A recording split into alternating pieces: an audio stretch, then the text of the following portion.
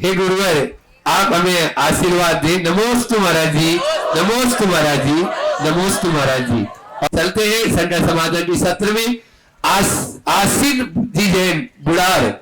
नमोस्तु महाराज जी, नमोस्तु महाराज जी, नमोस्तु महाराज जी। महाराज जी, हम लोगों को छोटी सी बात का भी बहुत बड़ा विकल्प रहता है, लेकिन आप साधुओं का बड़ी सी बात का भी बिल्कुल भी विकल्प नहीं रहता, ऐसा क्यों? यही समझ समझ का फेर है। विकल्प करके पाएंगे क्या, पहले ये बताओ। हम विकल्प करते क्यों?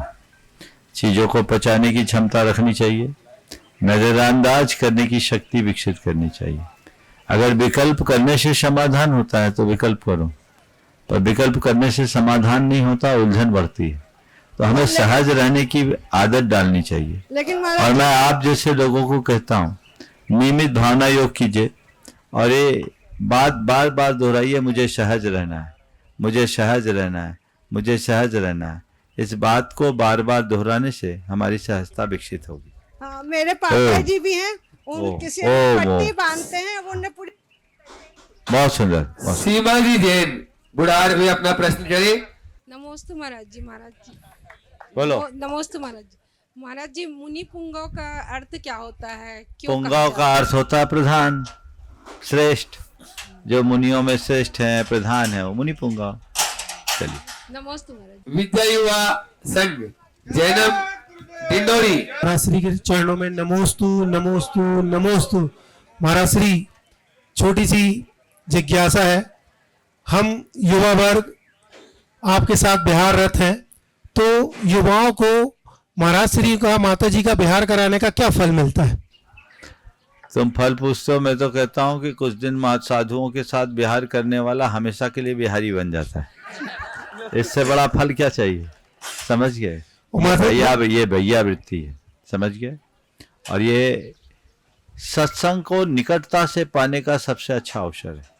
तुम लोग खुद महसूस करो, बिहार में जितनी निकटता उतनी कभी रही नहीं ना। तो ये निकटता मिलती है, उनकी चर्या परिचर्या से पूरी तरह जुड़ने का अवसर मिलता है। और साधुओं से निकटता जिनको मिल जाती है, उनके जीवन में परिवर्तन अपने आप आता है। तो निकट से सत्संग प्राप्त करना चाहते हो तो गुरुओं के बिहार में जरूर समय निकालो। महाराज जी, क्वेश्चन हो था, दूसरे को दो, एक नहीं। हाँ, एडवोकेट नहीं। हाँ, तुम पूछ ले। महाराज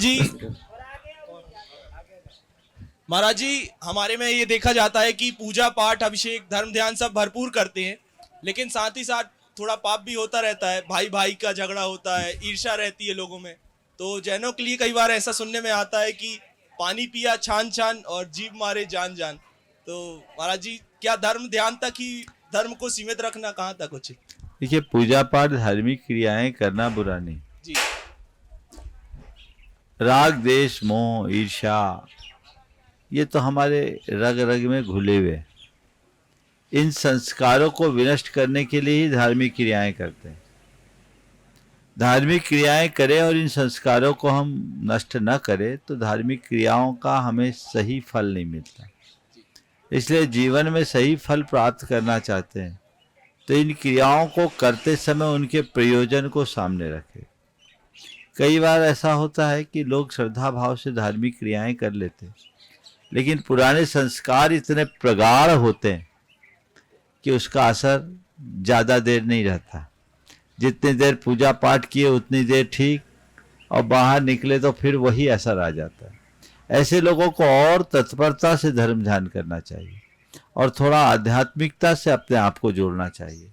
अगर तत्परता के साथ धर्म ध्यान करे और आध्यात्मिकता से जुड़े तो बहुत बड़ा परिवर्तन आ सकता। नमोस्तु महाराज। एक प्रश्न और। हाँ, करो। महाराज जी, जीवन में सफलता इतनी जल्दी प्राप्त क्यों नहीं होती है?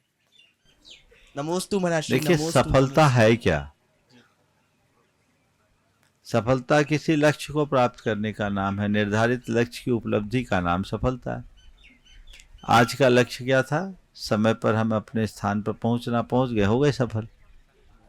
लेकिन जीवन की परिपूर्ण सफलता के लिए हमें परिपूर्ण समय भी देना पड़ता है, समझ गए? और हम तो आपसे ये कहना चाहेंगे, केवल सफलता की बात न करें, सफलता के साथ सार्थकता की भी बात सोचे। बीज को बोए, पेड़ बन गया, ये बीज की सफलता है, पर उसकी सार्थकता कब है? जब उसमें वापस फल लगे। समझ गए? तो हम अपने जीवन को सफल बनाने के लिए तो सतत प्रयासरत रहते हैं, लेकिन सार्थक बनाने की कितनी सोचते हैं। हमारी कोशिश हो हम सफल होने के साथ साथ सार्थक भी बनाए। नमोस्तु महाराज। एक बार जोरदार ताली बजा दीजिए इन उत्साही युवाओं के लिए। बारंबार नमोस्तु महर्षि। महर्षि, मैं डिंडोरी में हम पाठशाला चलाते हैं। अभी तक हमारी पाठशाला ऐसे चलती थी। हम उस पाठशाला को कैसे संयोजित करें और कैसे आगे बढ़ाएं, उसका थोड़ा सा हमको मार्गदर्शन दीजिएगा। ओ, पाठशाला आप लोग चला रही हैं, बहुत अच्छा चला रही है। मैं तो कहूँगा प्रामाणिक पाठशाला से जुड़ जाएं। तो वो हम किस आपकी प्रकार पाठशाला उसको अपने आप सफल हो जाएगी। पाठशाला प्रामाणिक समूह से जुड़े और उनसे संपर्क कर ले, वो आपको बताएंगे, उनके गाइडलाइन में चले तो पाठशाला में चार चांद लगेंगे। उसके संपर्क करने का वो बता देंगे महाराज जी। ठीक। नमोस्तु महर्षि। महाराज श्री, जिस प्रकार दर्पण अंदर से बाहर तक निर्मल और स्वच्छ रहता है, लेकिन उसके सामने कोई भी व्यक्ति आता है, गोरा हो, काला हो, बुरा हो, अच्छा हो, वो उसका रूप दिखाता है, लेकिन उसके गुणों को ग्रहण नहीं करता। इस प्रकार हम अगर गृहस्थ जीवन में है और अपनी आत्मा का कल्याण करना चाहते हैं, लेकिन बहुत सारे लोगों के संपर्क में आते हैं, अच्छे हैं, बुरे हैं, तो हम अपने जीवन को कैसे निर्वहन करें कि अपने अंदर के गुणों को बरकरार रखें और दूसरों के दुर्गुणों को ग्रहण ना कर पाए। मन को दर्पण बना लो। गुरुदेव ने बहुत अच्छा हाइकू लिखा, दर्पण कभी हंसा न रोया, हो ऐसा सन्यास। चित्त को दर्पण बना लो। चित्त दर्पण कब बनता है? जब चित्त को घिस घिस कर निर्मल बना लो। किसी दीवार को भी लंबे समय तक घिसते रहो ना, तो थोड़े दिन में तुम्हें अपना प्रतिबिंब दिखने लगेगा। होता है? चित्त को साफ करो, स्वच्छ करो, मांजो। चित्त में जो काम, क्रोध, लोभ, मोह की परतें जमी, उसे हटा दो। जिसका चित्त निर्मल हो जाता है, मन दर्पण बन जाता है, वो सब बातों को सहज भाव से देखता है, जानता है, उससे प्रभावित नहीं होता। चीजें जैसी हो रही उसे होने दो, प्रभावित मत हो, साक्षी बनो। इसी का नाम परम साधन है। आत्म प्रभा बंसल दोनों महाराज जी के चरणों में बारंबार नमोस्तु। महाराज जी, दान का क्या महत्व है? जैसे कुछ लोग बोलते हैं अस्पताल में देना चाहिए, स्कूलों में देना चाहिए, मंदिर में देना चाहिए, तो थोड़ा कंफ्यूज हो जाती हूँ। दान देना चाहिए, ये बात तो सही है। ये पता है। दान क्यों देना चाहिए? स्वपर के अनुग्रह के लिए दान देना चाहिए। अनुग्रहार्थम स्वच्छाति सर्गो दानम। स्वपर के अनुग्रह, उपकार के लिए दान देना चाहिए। जी तो हम किसी को भी दान देते हैं, उपकार करते हैं। जी। अब किसी भूखे को आपने भोजन करा दिया तो उसके बाद उपकार हुआ कि नहीं हुआ? हुआ। कितना बड़ा उपकार हुआ? एक दिन की भूख मिट गई, एक दिन की भूख मिट गई। किसी आश्रयहीन के लिए आपने कोई जीविका का प्रबंध कर दिया, कितना बड़ा उपकार किया? उसके एक परिवार का जीवन चल गया, चलने की व्यवस्था कर दी। किसी मरते की चिकित्सा कर दी, आपने उसके ऊपर उपकार किया। जी। कितना बड़ा उपकार हुआ? उसका शेष जीवन बच गया। और किसी को आपके निमित्त से सद्ज्ञान की प्राप्ति हो गई, जी। कितना बड़ा उपकार हुआ? उसका भव मतलब पार हो जाए, भाव का दुख मिट गया ना। जी जी जी। तो उपकार हुआ ना। जी। जितना बड़ा उपकार उतना बड़ा फल। तो दान दो। केवल लोक जीवन को सुधारने के लिए दिया गया दान अल्पकालिक फल देगा जी। और लोकोत्तर जीवन को सुधार देने वाला दान दीर्घकालिक फल देगा। तो लोक और लोकोत्तर दोनों प्रकार के जीवन को सुधारने का प्रयत्न करना चाहिए जी। हमें दोनों तरह के कार्य में अपना रुझान रखना चाहिए जी। मानवीय भावना से लौकिक कर्तव्यों का पालन करो जी। और परमार्थिक भावना से धार्मिक क्षेत्रों में दान दो जी। दोनों का अपना अपना महत्व है जी। जहां जैसा प्रसंग आ जाए वहां काम करना जी। लेकिन एक बात ध्यान रखना, जिस व्यक्ति के हृदय में मानवीय संवेदना नहीं वो व्यक्ति कभी धार्मिक भी नहीं बन सकता। जी। इसलिए मानवीयता को कभी न भूलें जी। मानवीय कर्तव्यों का पालन करते हुए हम धार्मिक और पारमार्थिक क्षेत्र में बढ़ चढ़कर हिस्सा लें। जी नमोस्तु महाराज जी। श्रीमती ज्योति जैन राजेंद्र ग्राम। भाई महाराज जी के चरणों में नमोस्तु। महाराज जी 10 धर्मों का पर्व हमारे जीवन में साल में 2 बार आता है। हम एक बार उसे अंगीकार कर पाते हैं सिर्फ 10 दिन के लिए। 11वें दिन से हमें उनके नाम तो याद रहते हैं लेकिन उन्हें हम अपने जीवन में चरितार्थ नहीं कर पाते हैं। तो हमें ऐसा क्या करना चाहिए कि हम पूरे साल उस 10 धर्मों को अंगीकार कर पाएं? देखिए, थोड़ा सा इसमें परिवर्तन चाहिए। दशलक्षण पर्व साल में 3 बार नहीं आता। दशलक्षण व्रत साल में 3 बार किए जाते हैं। वो व्रत है, पर्व तो हम लोग एक ही बार मनाते हैं जिसका संबंध युग के आरंभ से है। सृष्टि की शुरुआत हम धर्म से हुई और हमने उस शुरुआत की खुशी में धर्म मनाना शुरू किया। आपने कहा 11वें दिन हम भूल जाते। ऐसा हम इसलिए भूल जाते हैं क्योंकि हमने धर्म को केवल एक अनुष्ठान के रूप में लिया है, जबकि धर्म अनुष्ठान नहीं, हमारे जीवन का अंग है। यदि हम धर्म को जीवन का अंग बना ले तो चीजें अपने आप सही हो जाए। नमस्ते महाराज। अर्णवजी सिंह राजेंद्र ग्राम गुरु चरणों में अपना प्रश्न कहना। नमोस्तु महाराज श्री, नमोस्तु महाराज श्री, नमोस्तु महाराज श्री। मेरा प्रश्न ये है कि कुछ लोग मंदिर के अंदर मोजे पहन के चले जाते हैं, तो हम बच्चे उन्हें कैसे समझाएं? नमोस्तु महाराज। देखिए, मोजा पहन के बिल्कुल नहीं जाना चाहिए। जैसे जूते उतारते हैं वैसे मोजे भी उतारना चाहिए। अब रहा सवाल कि पहन के जाए, उनको हम कैसे समझाएं? बड़ों को बोलोगे तो भड़क जाएंगे, है ना। अब उसके लिए क्या किया जाए? तो उसके लिए फिर एक काम करो, जब वो बाहर आने लगे ना तो कहो, अंकल आपके मोजे बहुत पवित्र हो गए, हमें दे दीजिए। उनसे एक रिक्वेस्ट कर लो कि आप अपने मोजे आपके बहुत पवित्र हो गए क्योंकि आपने अपने मोजे से मंदिर को पवित्र किया है, तो आप अपने मोजे हमें दे दो, हम संभाल के रखेंगे। मेरे ख्याल से 1-2 बार कहोगे ना तो इतना शर्मिंदा होगा कि दोबारा कुछ नहीं। राजेंद्र ग्राम से अरियन जी जैन एक प्रश्न और कर रहे हैं। नमोस्तु महाराज। नमोस्तु महाराज। नमोस्तु महाराज। नमोस्तु महाराज। महाराज जी, गुरुदेव जीवन में जब चारों तरफ से दुखों का या विपरीत परिस्थितियों का सामना करना पड़े और मन बहुत विचलित हो, उस समय धैर्य और सकारात्मक बनाए रखने के लिए क्या उपाय करें ताकि यह संकट कट जाए? 4 बातें ध्यान में रखो। जब सब तरफ दुखों का या विपरीत परिस्थितियों का सामना करना पड़े तो सबसे पहले देखो कि आगे का रास्ता क्या है। जैसे चले जा रहे हो, रास्ते पे पहाड़ आ जाए सामने तो क्या करते हो? पहाड़ से अपनी गाड़ी टकराते हो, वापस लौट के आते हो, चढ़ या डाइवर्शन ढूंढते हो? चढ़ जाते। चले, रास्ता ही नहीं तो चढ़ोगे कैसे? डाइवर्शन खोजना पड़ता है ना। हाँ, विकल्प डाइवर्शन। अब मेरे सामने ये परिस्थिति है, अब इस परिस्थिति को पार करने के लिए क्या रास्ता है? तो जब भी परिस्थिति का पहाड़ सामने खड़ा हो, अपने दृष्टिकोण को परिवर्तित करो। समझ गए? अपनी मनस्थिति को बदलो, डाइवर्ट करो, दुख में सुख खोजो, प्रतिकूल की अनुकूल व्याख्या करो, विसंगति में संगति बिठाने का प्रयास करो, विषमता में समता स्थापित करने का प्रयत्न करो। मन को शांति मिलेगी। दृष्टिकोण का परिवर्तन, पहली बात। दूसरी बात, सोच को सकारात्मक बनाओ। ठीक है, ये परिस्थिति मेरे सामने ऐसे आई है, शायद ये मेरे जीवन के निर्माण का आधार बनेगी, मुझे मजबूत बनाएगी। मन में धीरज रखो। सोचो अभी रात है, प्रभात होगी। रात लंबी हो सकती है, शाश्वत नहीं। धैर्य रखो, थोड़े समय की बात है, सब ठीक होगा।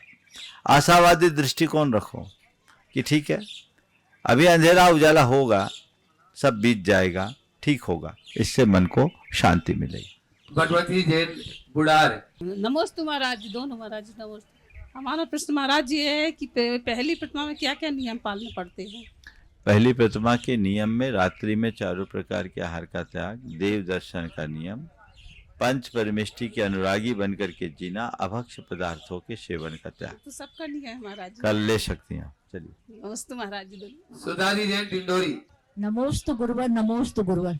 हे गुरुवर, मेरा सामाजिक प्रश्न है, जब लड़की शादी होकर ससुराल जाती है तो लड़का और उसके परिवार के लोग ये अपेक्षा करते हैं कि लड़की माँ बाप को अपने सास ससुर को अपने माँ बाप के समान उनकी सेवा करे, और करना भी चाहिए उन्हें सेवा, लेकिन वह लड़का ये क्यों भूल जाता है कि ससुराल में दामाद, कमर साहब या लाला जी बन के फिर क्यों जाता है ससुराल में? देखो, इसके पीछे के कुछ कारणों को समझना चाहिए। हमने लड़की को दिया है, क्या किया है? कन्यादान होता है। कन्यादान किया क्यों?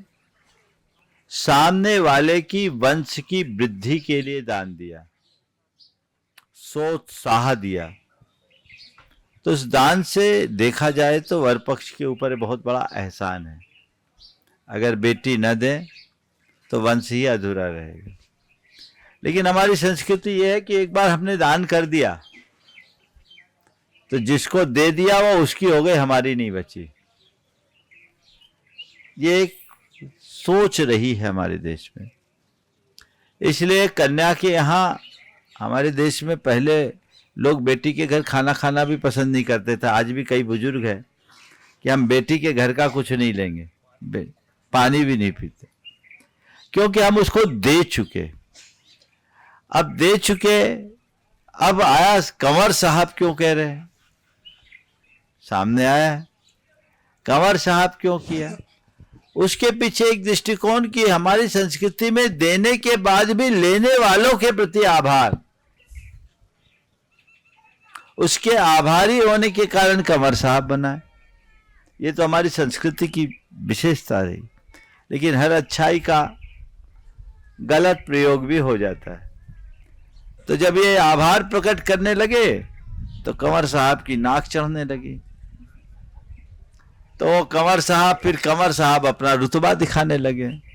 और ये आज का नहीं, बहुत पुराने समय से है। एक संस्कृत के कवि ने लिखा है कि जमाई कैसा होता है। मैंने 9 ग्रह तो होता है, 10वां ग्रह जमाई है। और इसका लक्षण बड़ा अलग है। ज्योतिष में जितने ग्रह होते हैं, कोई बकरी होता है, कोई क्रूर होता है, और उसका बताते ये इसको हरने वाला, उसको हरने वाला है। तो जमाई रूपी ग्रह के विषय में लिखा, सदा वक्रो सदा क्रूर सदा मान धनापह, सदा वक्र सदा क्रूर सदा मान धनापह, कन्या राशि स्थितो नित्यम जामाता दसमो ग्रह। कि हमेशा वक्र रहेगा, क्रूर रहेगा, मान और धन को हरने वाला है। कन्या राशि पे बैठने वाला ये जमाई 10वां ग्रह, 9 ग्रह के अलावा। तो ये बात, इस बात का प्रमाण है कि इस तरह की स्थितियां अतीत में भी रही है और वो परंपरा विकसित हुई। लेकिन आज समय बदला है। एक परिवार में अनेक संतान होते थे तो ये व्यवस्थाएं बन जाती थी। अब एक पिता के एक, बहुत से बहुत 2 संतान है। कई तो ऐसे हैं जिनकी बेटियां ही है, बेटा नहीं है। तो हमें बदले हुए समय के अनुसार, अगर बेटी अपने ससुराल में गई है तो उसे ससुराल को अपना घर तो बनाना ही चाहिए, पर ससुराल वालों को भी सपोर्ट देना चाहिए ताकि वो अपने जन्मदाता माता पिता का भी ख्याल रख सके। नमस्ते। वो प्रयास करना चाहिए और उसमें बेटी को आगे बढ़कर आगे आना चाहिए, लेकिन ससुराल को पहले सपोर्ट करना चाहिए। होता ये है कि कई बार दोनों तरफ से गलतियां हो जाती है। बेटियां ससुराल में जाने के बाद भी अपने घर पर ज़्यादा ध्यान देती है और घर वाले उसको ससुराल में ही कैद रखना चाहते हैं। तो ये गड़बड़ है। घर वाले उदारता दिखाए और उसको बोले कि जितना तुम्हारा इस घर में पर ध्यान रखना है तुम उस घर का भी ध्यान रख सकते हो, और तुम ही नहीं हम भी रखेंगे। और बहू बेटी को ये सोचना चाहिए कि अब मेरा मूल घर ससुराल है, लेकिन माँ बाप के प्रति भी मुझे अपना कर्तव्य निभाना है। यदि दोनों बातें साथ लेकर चला जाए तो किसी प्रकार की विसंगति हावी नहीं हो। भावेश जी जैन बुढ़ार अपना प्रश्न करें। महाराज जी, जीवन में व्यवहारिक कुशलता को कैसे लाएं? महाराज जी, कई बार ऐसा होता है कि अपने से बड़ों से वैचारिक मतभेद हो जाता है, तो अपनी बात को किस प्रकार से रखें कि सामने वाले को अपमानजनक भी ना लगे और हम अपनी बात भी कह सकें? व्यवहार कुशलता का मतलब क्या है समझो। अपना इस तरह का व्यवहार करना जिससे किसी को तकलीफ ना हो। बड़ों से वैचारिक मतभेद होने में कोई बड़ी बात नहीं होती। बड़ों से कई बार गलतियां भी होती हैं, लेकिन हमें अपनी मर्यादा को ध्यान में रखते हुए बात करना चाहिए। बड़ों की गलती को सीधे सीधे उनके सामने कहना, उन पर आक्षेप लगाना, पर बड़ों का मान रखते हुए उन्हें उनकी गलती का एहसास करा देना, रास्ता खोलना है। तो जब कभी भी बड़ों के साथ ऐसा हो, हम उनका मान रखते हुए काम करें। समझ गए? सीधे सीधे उनकी बात को कभी ना काटे, उनके सामने उनकी बात को चुपचाप स्वीकार करे, फिर थोड़ा समय बदलने के बाद कहे कि आपने जो कहा बात ऐसी है, लेकिन मुझे इसमें कठिनाई दिख रही है, तो आदमी हम करना तो चाहते, लेकिन इसमें ये प्रॉब्लम आएगी।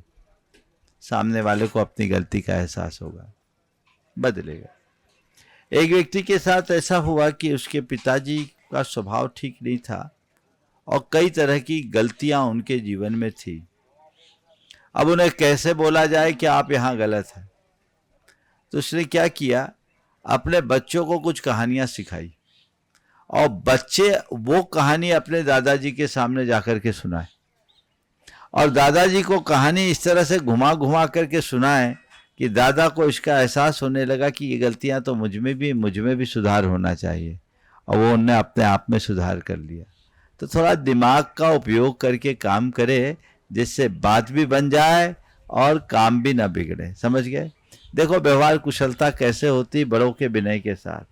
गुरुदेव की तबीयत ठीक नहीं थी, हम लोग सेवा में थे, भैयावृत्ति कर रहे थे, सिर की मालिश कर रहा था और वो पाटे से टिक करके बैठे थे।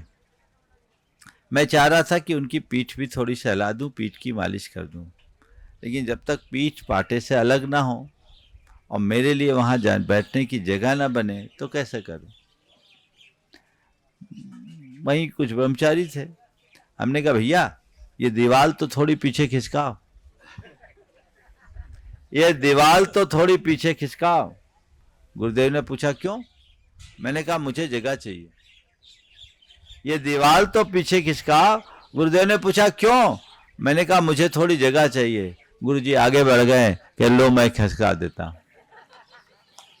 ये है कुशलता। और अगर मैं सीधे सीधे गुरुजी से ये कहता तो शायद वो मेरी मर्यादा के अनुकूल नहीं होता। तो हमेशा प्रत्युत्पन्नता के साथ कुशलता पूर्वक अपना काम करना चाहिए। ओ प्रोफेसर एस के जैन बुढ़ार। नमोस्तु भगवान। मेरा प्रश्न ये है कि आत्म कल्याण करना है और करके रहेंगे, लेकिन शरीर आड़े आ रहा है, तो कैसे इसको रास्ता निकाले? क्या करें? आप कब करोगे भैया? 75 के तो हो गए। नहीं तो कर रहे हैं, करना है नहीं, आगे बढ़ो, छलांग लगाओ। हाँ बिल्कुल। देखो आप तो अच्छी बात है, एक बार इनके लिए जोरदार करता ध्वनि कर ले। आपका एक प्रोफेसर होने के बाद भी वृत्ति जीवन जी रहे हैं, लेकिन लक्ष्य रखो आगे बढ़ने का, और जितना बन सके बढ़ते जाओ। समझ गए? आप घर में बैठे रहोगे तो घर ही रह जाएगा, आगे बढ़ने का प्रयास करो। नहीं, सत्संग में कैसे पीछे बदलाव आगे बढ़ते रहें? बस घर का रंग छोड़ दो, चलो। ममता जैन बुढ़ार गुरु चरणों में अपना प्रश्न कर रहे हैं। दोनों महाराज जी चरणों में नमोस्तु। महाराज जी, आप पाषाण से मूर्तियों को भगवान बनाते हैं, लेकिन आपको धर्म प्रसाद भगवान बनने का पुरुषार्थ क्यों करते हैं? पाषाण से भगवान बना सकते हैं, ये शास्त्र में विधान है, पर खुद को बनाने के लिए तो खुद को तपना पड़ेगा ना। वही प्रक्रिया हम करते हैं जो एक पाषाण के साथ किया जाता है। आत्मा से परमात्मा की यात्रा कोई साधारण यात्रा नहीं है। वो 5 दिन के जो पंचखेलाना का आप लोग देखते हो वो एक अनुष्ठान है, लेकिन उस अनुष्ठान के पीछे का जो विज्ञान है उसे पूरे जीवन भर साधना पड़ता है, तभी हम ऐसा कुछ कर पाते हैं। नमोस्तु महाराज। ओ थेना नायक। स्वामी जी नमस्तु। हम सभी ग्रामवासियों की ओर से आपको नमस्तु नमस्तु। स्वामी जी मेरा आपसे यह प्रश्न है कि इंसान के पास सब कुछ होने के बावजूद भी इंसान संतुष्ट नहीं रहता, उनके मन में कुछ ना कुछ आते रहता है। इस भाव के ऊपर कुछ विचार बताइए। देखो, मनुष्य के मन में असंतुष्टि क्यों है? इसलिए कि वो अपने पास जो है उसे नहीं देखता, दूसरों के पास जो है उसे देखता है। और जब तक दूसरों को देखते रहोगे संतोष नहीं रहेगा। दूसरों को देखने से तुलना की वृत्ति आती है और तुलना मन को असंतुष्ट बनाती। जो मेरे पास है उसे देखो, जो मेरे पास नहीं उसे हम क्यों देखें? और हमारे काम में कौन आएगा, जो पास में वो कि जो दूसरे के पास है वो? तो अपने पास जो है उसे देखने की कोशिश करें, मन में संतोष जाग जाएगा। महाराज जी वाणी में संयम कैसे रखें? बहुत अच्छा सवाल है। वाणी में संयम रखने के लिए 4 काम करो। पहले तो रोज भावना भाव कि मुझे वाक संयम रखना है, वाक शुद्धि रखनी है, मुझे मीठा बोलना है। ये बात बार बार दोहराओ। दूसरी बात, जब कभी हमें ऐसा लगे कि हमने गलत बोल दिया, तुरंत मन में पश्चाताप करो, 9 बार भगवान का नाम लो। तीसरी बात, जिससे गलत बोले उसको तुरंत क्षमा मांगो। और चौथी बात, ऐसा अपने आप को दंडित करो। जितनी बार मैंने गलती की, गलत बोला है, संकल्प कर लो और उतनी बार आप दंडित करो। और सबसे बढ़िया एक नियम ले लो, जितनी बार मेरे मुख से गलत निकलेगा मैं उतनी बार मंदिर के गुल्लक में 10 का पेनाल्टी डालूंगा। एक आध हफ्ता करके देखो, अपने आप ठीक हो जाएगा। हाँ बोलिए। नमोस्तु गुरुदेव, नमोस्तु गुरुदेव। मेरा प्रश्न है महाराज श्री कि जो बच्चे 8 वर्ष के हो जाते हैं तो वो शांति धारा और अभिषेक करके अपना जन्म दिवस मना लेते हैं, पर बालिकाएं अपना जन्म दिवस कैसे? कल ही मैंने उत्तर दिया, परसों डिंडोरी में दिया। अच्छा। तो बालिकाएं अपना जन्म दिवस अभिषेक देख के, पूजा करके, परिवार के लोग उनके साथ विधान आदि करके कर सकते। ओम शांति। नमोस्तु गुरु। आज संकट समाधान के इस दूसरे सत्र में अपन सबसे पहले बुलाते हैं मंडलाजी दुबे, जो ऐसा ही हैं सरई के। एक बार जोरदार तालियों से उनका स्वागत करें। महाराज जी के चरणों में कोट कोट प्रणाम। महाराज जी मेरा प्रश्न ये है कि पुलिस की नौकरी के दौरान अपना कल्याण कैसे कर सकते हैं? देखिए, पुलिस की नौकरी का उद्देश्य क्या है? सेवा करना। सेवा करना। आपका मूल मंत्र है सत्यमेव जयते। तो ये सेवा का काम कीजिए। लोगों को अन्याय से राहत देना भी एक बड़ा धर्म है जी। तो मैं तो कहूँगा कि पुलिस का धर्म निभाते हुए भी आप अपना कल्याण कर सकते हैं। धन्यवाद महाराज जी। लेकिन पुलिसिया रवैया से बचो जी। जो रवैया है वो कई बार व्यक्ति को संवेदनहीन बना देती, वो नहीं होना चाहिए। हम अपना जो धर्म है उस धर्म का दृढ़ता से पालन करें। हमारे ऊपर देश और प्रदेश की सेवा का, जनता की सेवा का एक गुरुतर दायित्व है। अपनी शक्ति भर निष्ठापूर्वक उसे निभाएं, यही हमारे कल्याण का आधार। ओम। जिनेंद्र कुमार जी जैन बुढ़ार। हम अपने सर्वोत्तम प्रयास और सर्वोत्तम जानकारी से किसी कार्य को करते हैं और उसके बाद भी अगर हमें असफलता मिले तो इसे हम अपने कर्मों का दोष माने या अपने भाग्य का दोष माने या क्या माने इसे हम? इसका अर्थ ये समझे कि हमारी नीति हमसे कुछ और कराना चाहती है। जिसे हम अपना सर्वोत्तम मान रहे हैं वो कहीं ना कहीं कम पड़ रहा है, हमें और अधिक करना है।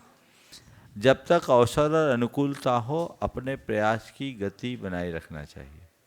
अंतिम संभावना तक हार नहीं माननी चाहिए। लेकिन जब संभावना समाप्त हो जाए तो ये सोचना चाहिए कि मेरी सफलता किसी और दिशा में है, मैं उधर देखूं। नमोस्तु महाराज, नमोस्तु। रूपाली जी डिंडोरी, वे अपना प्रश्न करेंगे। और द्वय मुनि राजों के चरणों में बारंबार नमोस्तु महाराज श्री को इच्छामी। महाराज श्री, जब हमारे निमित्त मिलते हैं तो कर्म आत्मा से एकमेक हो जाते हैं राग द्वेष के निमित्त से। हम अपने भावों को उसमें कई बार संभालना भी चाहते हैं, फिर भी वो क्या कर्म का होता है कि हम संभाल नहीं पाते अपने भावों को, और मतलब क्रोध आ जाता है, ऐसा कुछ भी? देखिए, स्वाभाविक है जब कर्म का वेग आता है तो हम नियंत्रण नहीं रख पाते। कोशिश करें कि हम नियंत्रण रखें। कदाचित नियंत्रण न हो तो बाद में पश्चाताप के द्वारा उसका शोधन करें, उसकी पुनरावृत्ति न होने दें, उसे बार बार हावी न होने दें। यदि इतना भी हम कर लेते हैं तो बहुत बड़ा परिवर्तन हो सकता है। हम बंधे हुए कर्म को झड़ा सकते हैं, उसे शिथिल बना सकते हैं। नमोस्तु महाराज श्री। बड़ाइतन शिरोमणि संरक्षक अरिहंत बिट्टू भाई रटनी से गुरु चरणों में अपना प्रश्न करें और तैयार रहेंगे। मुल्क राज्य बादशाह जबलपुर। महाराज श्री के चरणों में नमोस्तु। महाराज श्री, प्लानिंग और एग्जीक्यूशन दोनों किसी कार्य की तैयारी में बहुत अहम हिस्सा रखते हैं। अक्सर हम प्लानिंग तो बहुत अच्छे से करते हैं पर उसी के अनुसार एग्जीक्यूशन नहीं हो पाता, तो जो रिज़ल्ट हमें चाहिए होता है वो नहीं आ पाता है। तो ऐसी स्थिति में हमें ऐसा क्या करना चाहिए महाराज श्री की जो प्लानिंग और एग्जीक्यूशन हमने सोचा है वो हमारे मन के हिसाब से हो जाए? कृपया मार्गदर्शन कीजिए। देखिए, प्लानिंग के साथ काम करना चाहिए पर कोरे प्लानिंग तक नहीं अटकना चाहिए। पहली बात, प्लानिंग करिए, उसको क्रियान्वित कीजिए। काम करने के लिए हम प्लानिंग करते हैं, प्लानिंग करने के लिए नहीं। दूसरी बात, उतनी ही प्लानिंग कीजिए जितनी हमारी क्षमता है, जो हम कर सकते हैं, जिसकी संभावना है। कई लोग योजनाएं तो बहुत बना लेते हैं और कईयों का तो कहते हैं ना, कहावत है, ख्वाबी पुलाव खाते रहते हैं। शेख चिल्ली की कल्पना भी उनके आगे फेल हो जाए। तो ऐसी प्लानिंग का कोई अर्थ नहीं। यथार्थ को समझते हुए कीजिए। और बड़ी बड़ी प्लानिंग करने वाले कुछ नहीं कर पाते, लेकिन छोटे छोटे निर्णय लेने वाले बहुत कुछ कर लेते हैं। तो हम दो तरीके से काम करें, एक दीर्घकालिक योजना और एक अल्पकालिक कार्यक्रम। अपने दीर्घकालिक योजना को अनेक अल्पकालिक कार्यक्रमों में हम बांट दें और बांट करके थोड़े थोड़े करें। एक साथ बहुत बड़ा लक्ष्य जब हम अपने सामने रखते हैं तो हमारे सामने पहाड़ बनकर खड़ा हो जाता है। सोचते हैं हम करेंगे करेंगे करेंगे, लेकिन हिम्मत नहीं जुटा पाते हैं। लेकिन एक बड़े लक्ष्य को जब हम कई टुकड़ों में बांट देते हैं तो हमें बहुत छोटा लगता है, और छोटे लक्ष्य की पूर्ति के लिए हमारा मन बहुत सहजता से उत्साहित हो जाता है। हम थोड़ा थोड़ा थोड़ा थोड़ा करके बहुत कुछ करने में समर्थ हो सकते हैं। इसलिए दीर्घकालिक योजना और अल्पकालिक कार्यक्रम दोनों को साथ लेकर के चले तो प्लानिंग और एजुकेशन का जो गैप है वो कम होगा। नमोस्तु महाराज। मुल्क राज्य बादशाह जबलपुर से अपने बीच में। दोनों मुनिराज द्वय को नमोस्तु, छुल्लक जी को इच्छामी। महाराज जी, जब बच्चा पैदा होता है तो सबसे पहले माँ बोलता है, उसके बाद में माँ ही बच्चे को बताती कि ये पापा है। दुनिया भरोसे में चल रही है और अब भरोसा लोगों का टूटता जा रहा है, विश्वास से विश्वासघात का जन्म हो रहा है। महाराज जी शंका समाधान करें कि विश्वास खत्म सा होता जा रहा है। बहुत ही ज्वलंत विषय उठा।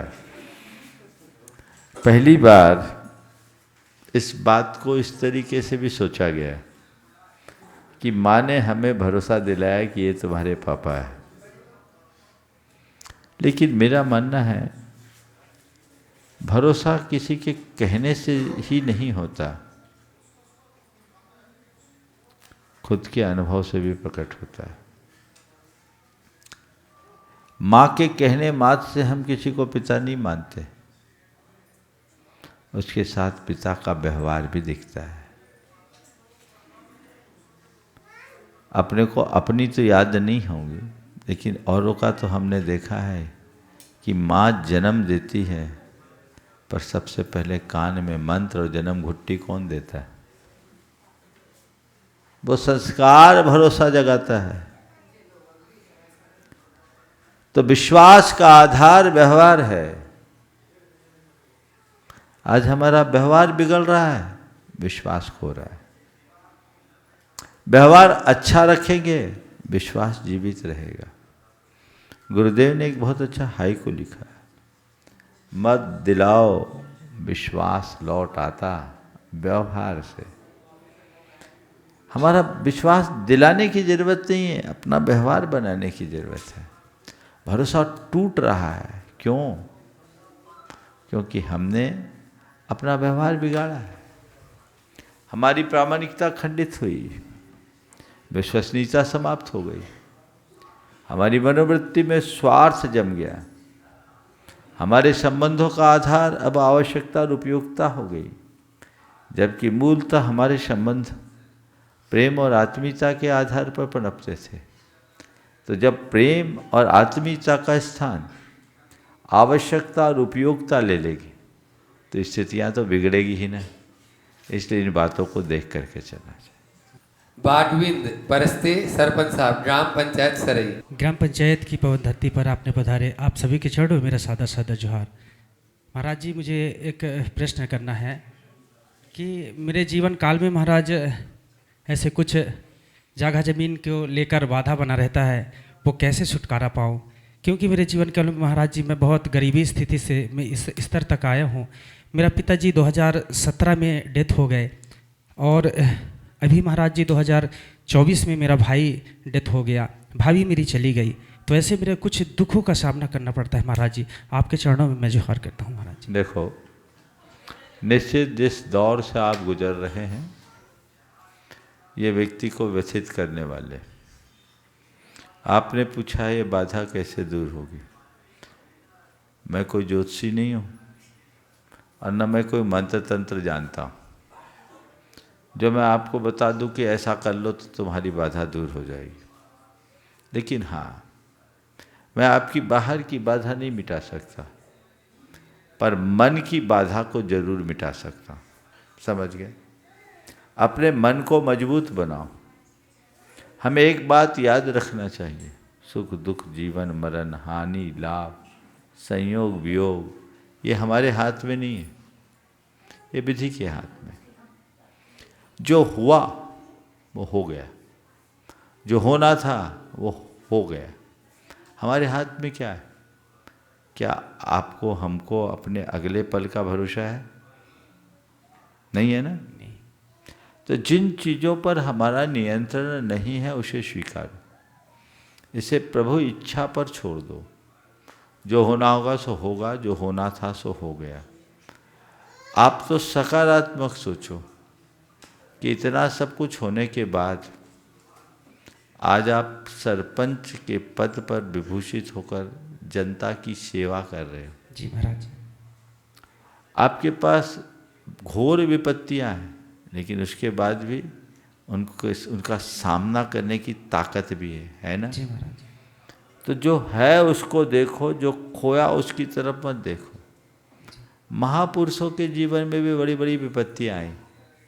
विपत्तियां हर मनुष्य के जीवन में आती। हमें विपत्तियों से हारना नहीं है। विपत्तियों को स्वीकार कर विपत्ति को संपत्ति में परिवर्तित करने की कला सीखना है। समझ गए? जी महाराज। तो इस बात को लेकर मन को बोझिल मत बनाओ। आप युवा हो, एक बात मन में बैठाल दो, जो सामने होगा उसका सामना करेंगे। जी महाराज। मेरा कर्म है जो खेल खिला रहा है, जो होना ठीक है, जो खिलाएगा खेलेंगे, लेकिन मुझे हारना नहीं है। अपनी आत्मा को पहचानो। मेरा है क्या इस संसार में? बोलो, कुछ है? कुछ नहीं। हाँ, एक परमाणु भी है अपना। समझ गए? जी। सच्चाई को स्वीकारो। जी। जीवन मिला है, सात्विकता से जियो। जी। जितना जीवन बन सके अहिंसा में बनाओ। अपने खान पान को अगर सात्विक बनाते हो तो वो और अपने कल्याण का कारण होगा। जी महाराज। माटी खाकर शरीर को एक दिन माटी में मिलाना है। जी महाराज। तो हमें माटी क्यों खाना? हम किसी को जान दे नहीं सकते तो जान लेने का हमें क्या हक है? नहीं। अपने हृदय की संवेदना को जगाओ। करुणा अहिंसा दया का भाव अपने मन में बना के रखो। सोच को सकारात्मक बनाओ, जीवन अच्छा बनेगा। बहुत बहुत आशीर्वाद। नमस्ते। लल्लू राम जी कुर्मेश्वर, प्राचार्य शासकीय उच्च माध्यमिक विद्यालय। दोनों गुरुजी के पावन चरणों में सादर मेरा प्रणाम। महाराज जी, मेरा प्रश्न ये है कि मैं इस विद्यालय में 2019 से कार्यरत हूँ लेकिन मेरे इस विद्यालय में सेवा देने पर कई प्रकार की विघ्न बाधाएं उत्पन्न होते हैं। विघ्न बाधाओं के साथ जो हमारी पारिवारिक संकट से हम जो जूझ रहे हैं, वो संकट से हमें मुक्ति कैसे मिलेगा? वही सवाल है जैसा सरपंच जी ने अभी कहा। मैंने आपसे कहा कि ये सब चीज़ों का उत्तर तो मेरे पास नहीं है कि मैं आपको कोई मंत्र दे दूं या कोई टोटका बता दूं कि ऐसा कर लो कुर्मेश्वर जी, आपका संकट दूर हो जाए। मैं आपके लिए भावना जरूर रखता हूं कि आपका संकट दूर हो, लेकिन मेरा आपसे इतना कहना, डटे रहो। संकट आने के बाद भी आप सेवा तो कर रहे हो ना, सामना करो। कितना संकट आएगा और बुरा से बुरा क्या होगा, मेरा क्या जाएगा। निष्ठापूर्वक काम कीजिए, घबराइए नहीं। आशीर्वाद। धनीराम सिंह जी। महाराज जी, मेरा सवाल ये है कि मेरे घर में कुछ ठीक नहीं चल रहा है। मतलब किसी न किसी का। आपका सवाल भी वैसा ही है जैसा सरपंच जी और प्राचार्य जी ने कहा। प्राय एक आम धारणा है कि साधु संत हमारे मुसीबतों को ख़त्म कर देते हैं, हमारी कठिनाइयों को दूर कर देते हैं, उनके आशीर्वाद से हमारा दुख दारिद्र समाप्त हो जाता है। हर साधु संत ये भावना भाते हैं। पर बंधुओं, एक बात ध्यान रखना, हमारे आशीर्वाद से तुम्हारा दुख नहीं जाएगा। अगर हमारे आशीर्वाद से तुम्हारा दुख जाने लगे तो मैं तो एक एक को पकड़ पकड़ के आशीर्वाद दूँ, संसार सुखी हो जाए। समझ गए? संसार है, हमें अपने जीवन में आने वाले सुख दुख का सामना तो करना ही पड़ता है। समझ गए? हिम्मत रखो। जो उत्तर मैंने पहले के सवालों में दिया उसको ध्यान में रखो, है ना। आशीर्वाद। पार्सना दिगंबर जैन समिति, मंदिर समिति, बुढ़ार। गुरुवर के चरणों में बारंबार नमोस्तु नमोस्तु नमोस्तु।